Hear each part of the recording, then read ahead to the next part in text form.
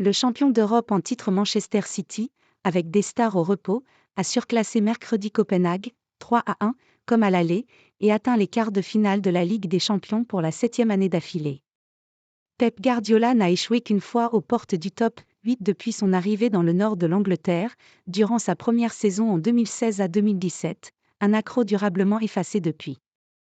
Je me rappelle, quand je suis arrivé, le club ne croyait pas qu'on pouvait le faire, a-t-il raconté sur TNT Sport.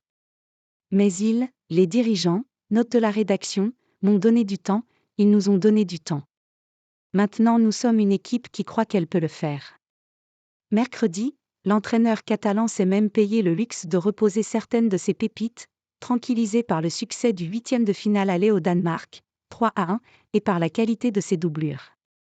Les jeunes Rico Lewis et Oscar Bob, à 19 et 20 ans respectivement, sont déjà comme des poissons dans l'eau quand l'hymne de la Ligue des Champions retentit.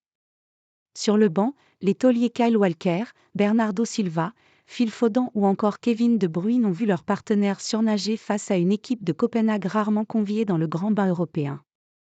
En moins de 10 minutes, les visiteurs avaient déjà ramassé 2 fois le ballon au fond des filets, de quoi annoncer une très longue soirée.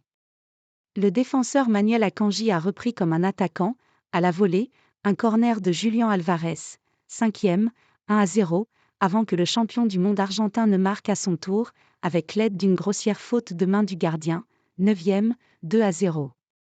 3 buts par match. La rencontre a été à peine relancée par Mohamed Elyounoussi, 29e, 2-1, à la conclusion d'une contre-attaque bien menée avec Ori Oscarsson, un des 3 milieux de moins de 20 ans alignés par Copenhague à l'Etihad. L'artilleur en chef, Erling Haaland, a tué tout suspense en ajoutant un 29e but à sa collection, cette saison, contrôle entre 2 joueurs, protection de balle, crochet et frappe croisée, 90 de plus 3, 3-1. Son passeur, Rodri, a laissé sa place au moins utilisé Sergio Gomez dès la mi-temps.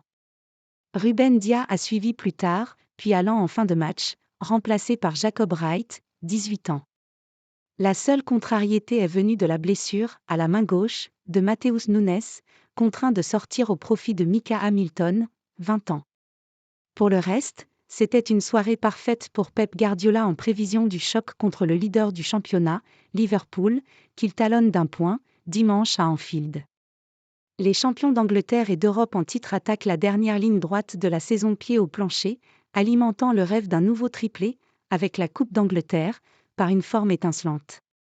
Mercredi, ils ont étiré leur série d'invincibilité à 20 matchs, toutes compétitions confondues, dans un stade où ils n'ont plus perdu une seule rencontre européenne depuis 2018.